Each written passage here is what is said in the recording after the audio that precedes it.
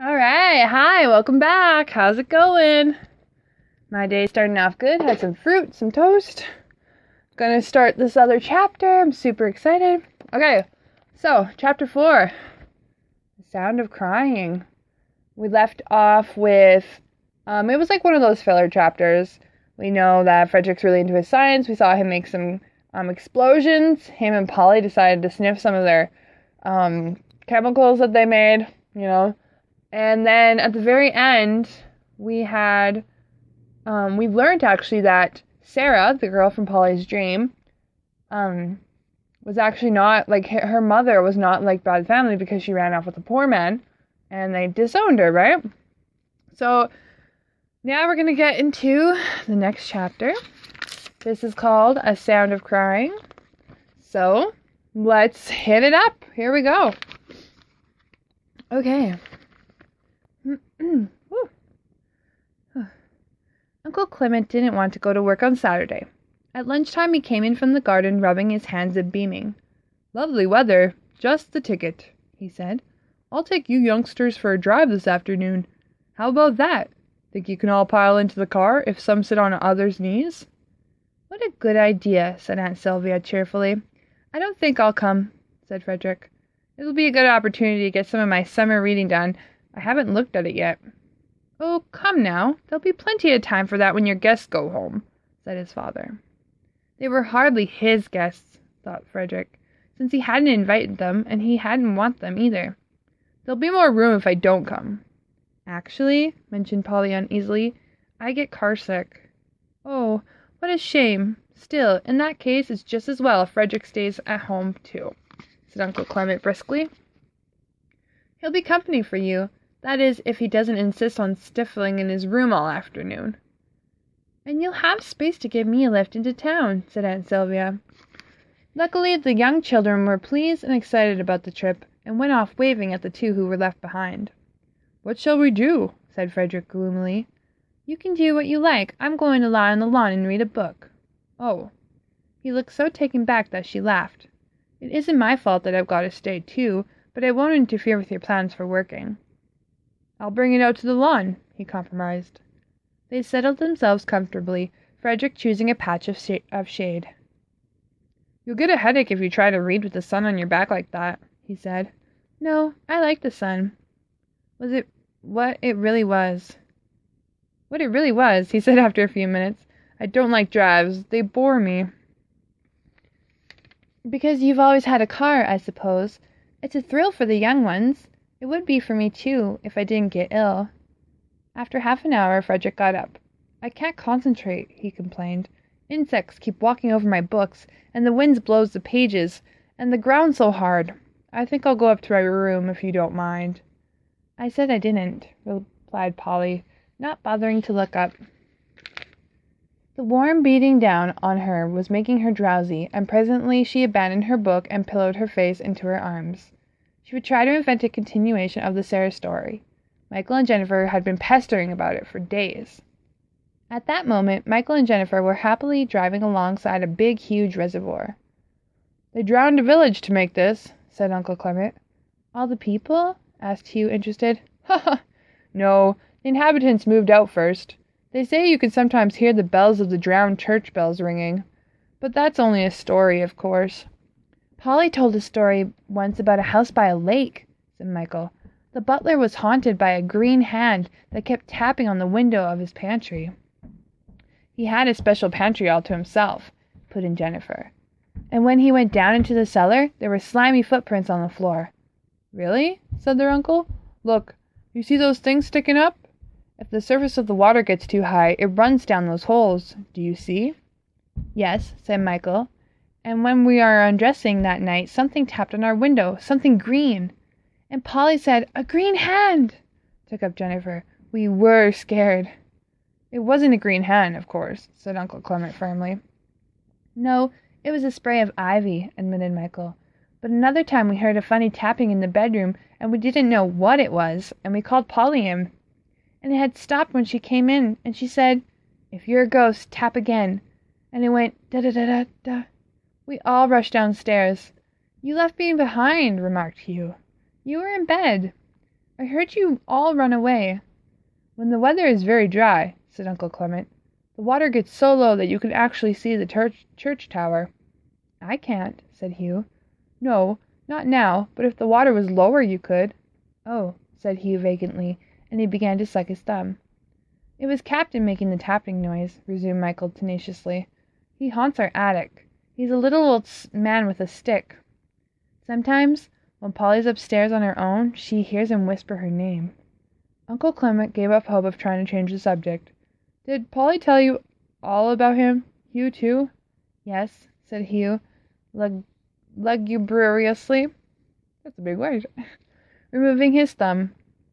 "I think it's funny. It makes me laugh." "Ha ha. Yes, Polly should really choose an older house to tell her stories about. No sea captains have lived or died in yours, I'm afraid." Hugh had stopped listening, but Michael said in a troubled tone, "Captain is there. Polly said so. She didn't say he used to live there. She just says he's there now." "Alive?" said Uncle Clement banteringly. "A real captain?" "No, not ordinarily alive," said Michael. "Polly is obviously a good storyteller." After that they didn't tell him any more. Polly had gone to sleep on the lawn. When she woke, she was in the shade and felt cold, stiff, and slightly damp.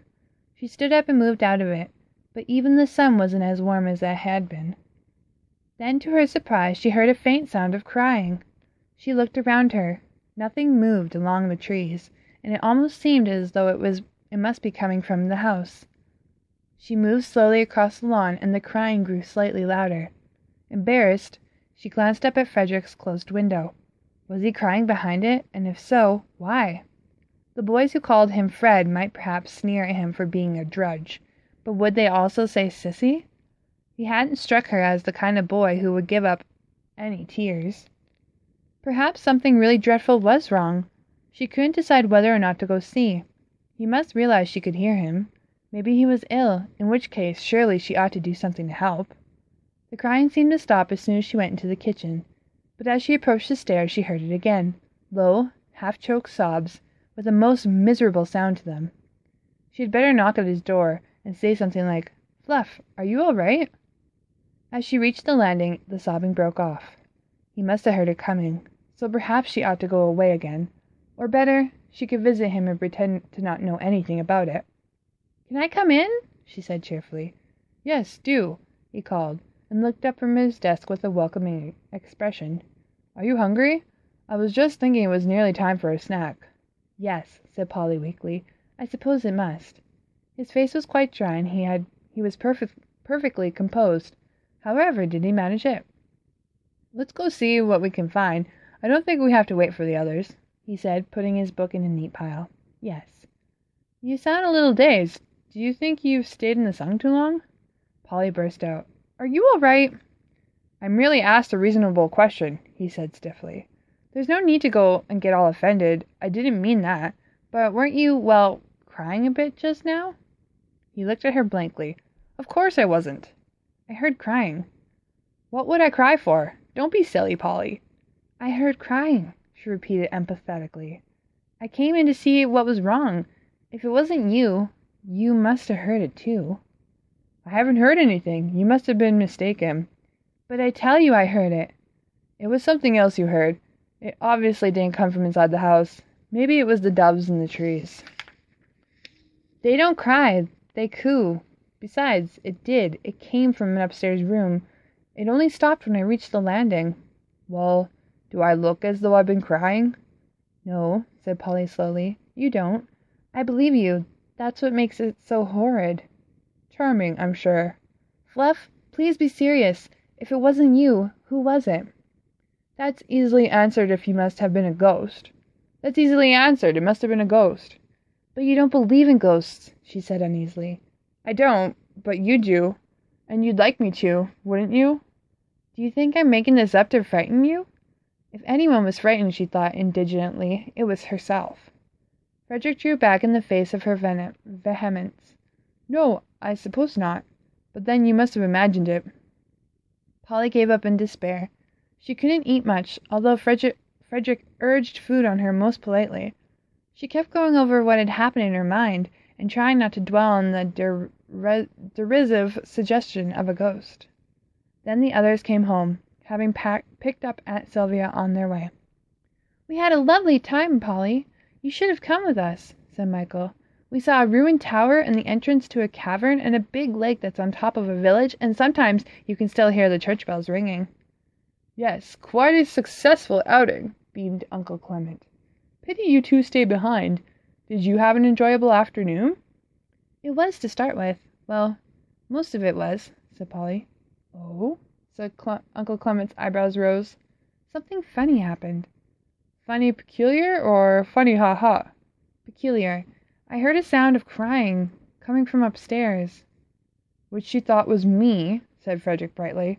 "Yes, but it wasn't, and there wasn't anyone else there." The younger ones were listening too. Michael said seriously, "This house is old enough to be haunted." "This house is not haunted. I've lived here 6 years and I know.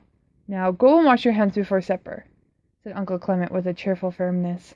As soon as they had gone, his expression changed.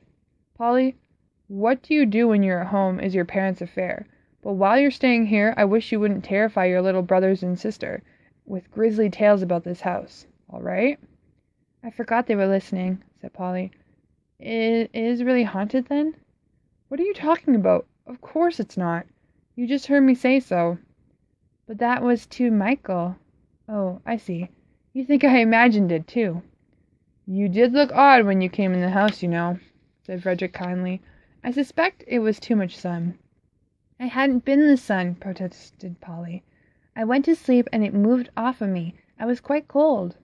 "Well, there you are," said Uncle Clement. "You dreamed it." "No, I was awake when I heard it. I heard it all the way up the stairs," she added. "You did say you believed in ghosts." Uncle Clement sighed. "I said perhaps, and I wouldn't even have said that if I'd realized what a wild imagination you've got. Did Frederick hear this, ghost?" "No," said Frederick. "Well, Polly, what are we to make of that?" "I don't know," she said unhappily. I should just forget about it as quickly as possible if I were you," advised Uncle Clement. Polly hoped she would be able to. Thinking over some of the things he had said, she asked Michael later, "Did you tell Uncle Clement about the stories I tell you?" "Yes, and we told him about Captain. Polly, he said our house isn't old enough to be haunted. Isn't Captain real?" "Well, he might be." "You mean he's not?" said Michael sadly. "Do you like him then? Doesn't he terrify you?" "Oh, nicely." He sounded very disappointed. "Only nicely." He sounded very disappointed. Then he brightened. "Is this house haunted?" "No," said Polly, without pausing to think. "What about the crying you heard?" "Doves," said Polly, "in the trees." On reflection she thought she had said the best thing. Captain was a homely sort of ghost, really, but unexplained crying was a different matter. Uncle Clement was so genial at dinner that she felt bold enough to ask, "If the house isn't haunted, might the pool be?" "Oh, Polly." He laid down his knife and fork with a weary expression. "Do you mean the lake?" "No, the little pond up behind the house." "Little, yes indeed. You might just as well suggest a haunted puddle." "Something frightened us there." "Come on, then. Let's hear this one." The sight of his and Frederick's face made Polly want to drop the subject, but she had gone too far now. "We were exploring the wood, and when we got up to where the pool is, we found we were whispering without meaning to, and then suddenly we all felt very scared and we ran away." "You didn't hear anything this time?" "No," said Polly, reddening. "Unexplained panic in the woods is a very common phenomenon, you know, Polly. It was once thought to be fear of the god Pan, hence the word panic." "That's interesting," said Frederick. "I've experienced myself on occasion." "By the pool?" asked Polly swiftly. "No, not by the pool. It was a very much larger woods than these, as a matter of fact." "Oh." She felt slightly snubbed, but she admitted to herself that she was also reassured by his words. "Oh, no way! We're already at the end of the chapter!" Dun dun dun! Okay, that was chapter 4, The Sound of Crying. The plot is thickening some more here. Everyone went for a trip. Polly and Frederick stayed home. Polly fell asleep. Then she woke up and heard crying. Thought it was Frederick. It's not Frederick. And now that she's asking Uncle Clement about it, he's telling her, don't worry about it. And we also found out that the town had been evacuated and turned into a big reservoir. So they drowned it all out, made it into a big lake. So maybe, although she's had these dreams about Sarah, and she's hearing this crying now, which very could well be Sarah, because Sarah, in her dreams, seemed really sad to be with her uncle. Maybe there's also something else going on with the fact that that town is underneath water and it had been evacuated, and, maybe something stayed behind. I don't know. That chapter went by really quick, though. I'm just going to say that. I want to continue reading, but it's one chapter a day, and man, oh man, I'm getting excited. So join me for chapter 5, which is actually called... it's called Sarah's Letter. Alrighty, so, hi Sage. Hello. A sound of crying. Sarah's Letter, chapter 5. Meet back here tomorrow for another forgotten audiobook by me. Gnomes. Alright, everybody, happy Saturday. Have a good one.